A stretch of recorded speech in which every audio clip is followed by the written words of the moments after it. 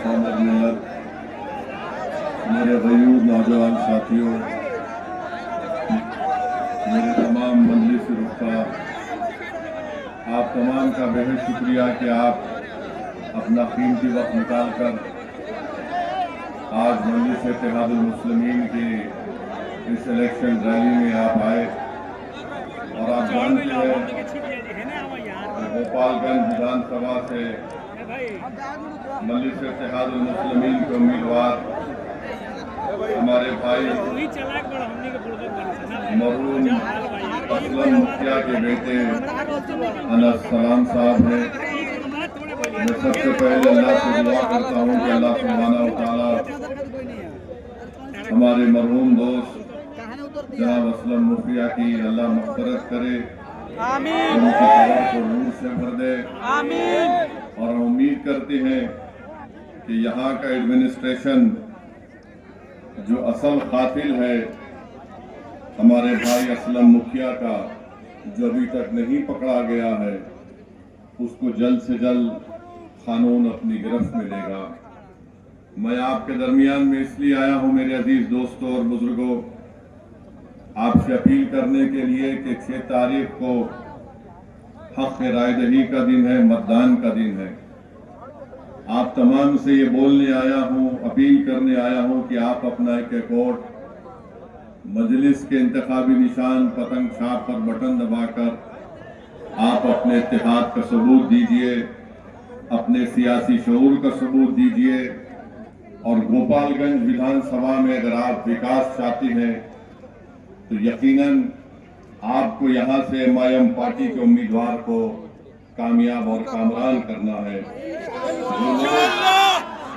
जो लोग यहाँ पर आज नहीं पहुँच सके और जो लोग आज यहाँ पर हैं, मैं आपसे अपील कर रहा हूँ कि आप उन तक हमारा पैगाम पहुँचाइए। असदुद्दीन ओवैसी यहाँ पर आया था और उसने आकर हम तमाम से ये कहा कि 6 तारीख के दिन आपको गोपालगंज में एक तारीख बनाना है। मरहूम असलम साहब ने इलेक्शन लड़ा था, उस वक्त भी आप तमाम ने बड़ी जुर्रत और बहादुरी के साथ मजलिस के उम्मीदवार के हक में अपना वोट दिया। मैं आपका शुक्रगुजार हूँ। मगर अब की बार हमको यहाँ से अपना विधायक को कामयाब और कामरान करना है, ताकि वो बिहार की विधानसभा में जाकर यहाँ पर जो तालीम का मसला है, जो यूनिवर्सिटी एक जिले में नहीं है, उसको बना सके। यहाँ पर अस्पताल नाम का तो है, मगर यहाँ पर डॉक्टर और दवाएं नहीं मिलती है। यहाँ का नौजवान बेरोजगार है, उसका मुकद्दर बेरोजगारी बना दिया गया है। और आप जानते हैं कि बड़ी तादाद में नौजवान यहाँ से निकलकर भारत के कोने कोने में चले जाती है। गांव में रोड नहीं है और फिर आप देखते हैं कि बहुत ज्यादा यहाँ पर किसानों को परेशानी है, सिंचाई का इंतजाम नहीं है, बिजली का कोई मौसर इंतजाम नहीं है। तो ये तमाम ऐसे मसले हैं जहाँ पर आपको एक हरकियाती विधायक को कामयाब करना है। जो MIM पार्टी ने अनस सलाम को यहाँ पर आपके सामने पेश किया है। मेरे अजीज दोस्तों और बुजुर्गों, आप देखते हैं कि आज हम ये भी देखते हैं कि बिहार में जिसकी आबादी 3% की नहीं है, वो ये कह रहे हैं कि अब की बार उनका उप मुख्यमंत्री राजद से होगा। और जिसकी आबादी 17% है, उनका कोई नामो निशान नहीं है। अगर कोई बिहार में कहता है कि अब के बार मल्ला का बेटा डिप्टी चीफ मिनिस्टर होगा, तो मैं पूरे आप तमाम से एक सवाल और एक फिक्र देकर जाना चाहता हूं कि क्या आदम का बेटा मुख्यमंत्री नहीं हो सकता? क्या अब्दुल का बेटा मुख्यमंत्री नहीं हो सकता? क्या मोहम्मद का बेटा मुख्यमंत्री नहीं हो सकता? क्या अनस सलाम आपका विधायक नहीं हो सकता? अभी चुनाव शुरू नहीं हुआ तो मल्लाह के बेटे ने कह दिया, राजद के नेता के मौजूदगी में कह दिया कि अब के बार उप मुख्यमंत्री हमारे समाज का होगा। जिनकी आबादी सिर्फ 3% है और जिसकी आबादी 17% है, जो मोहम्मद का बेटा है, जो आदम का बेटा है, जो अहमद का बेटा है, वो ये ख्वाब भी नहीं देख सकता। तो ये इंसाफ की लड़ाई है, याद रखिए। 17% है और कितने टिकट दिए जाते हैं? जो 14% है उनको कितने टिकट मिलते हैं आप खुद देख लीजिए। 14% है तो 36% टिकट दिए जाते हैं। अब आप बताइए, जब असदुद्दीन ओवैसी ये बात करता है तो ये लोग हमको झूठा इल्जाम लगाते हैं कि वोट कटवा है, ये वोट काटने के लिए आया है।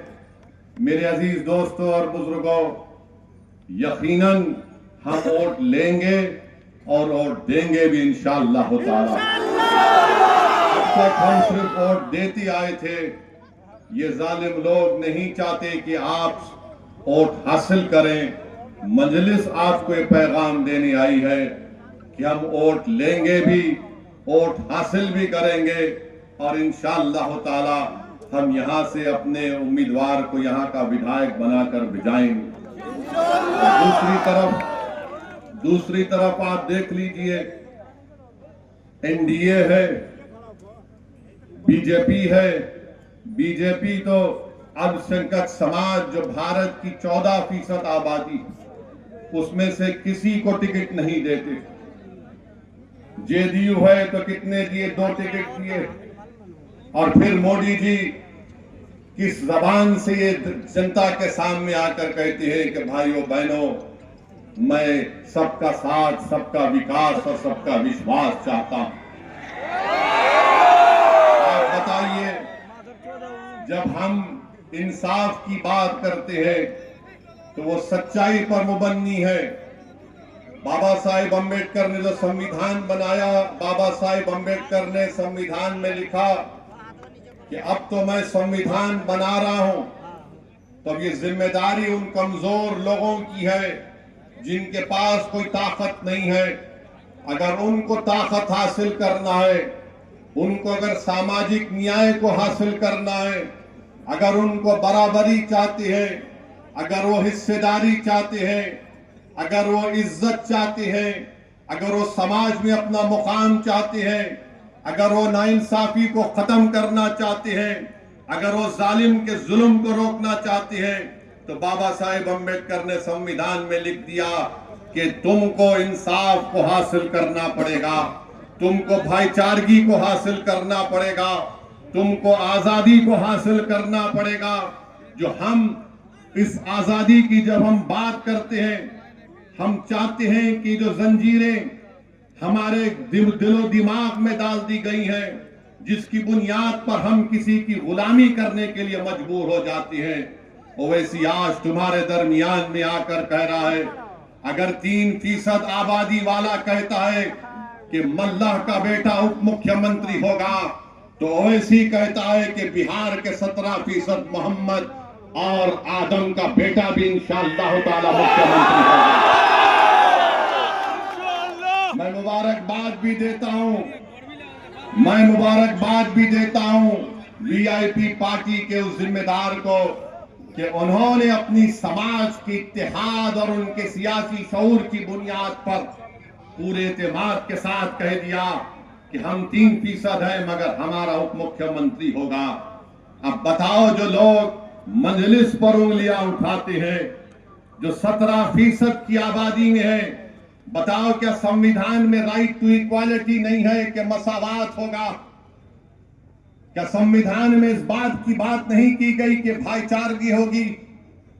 जब मसावात और इक्वालिटी और फ्रेटर्निटी की और जस्टिस की बात होगी, तो फिर क्यों नहीं हर समाज को उसका हिस्सा दिया जाता है? और फिर दूसरी तरफ भाजपा है